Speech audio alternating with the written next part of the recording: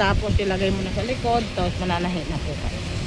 Kung ano po yung gusto yung kahit, napakadali lang. Halimbawa po straight, yan.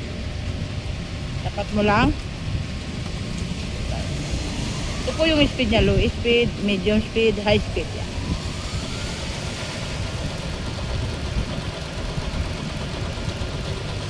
Reverse. Napakaganda po ng tahi. Harap sa kalikod. Gusto mo naman po magsigsag, so pipili lang po kayo ng mga sigsag niya.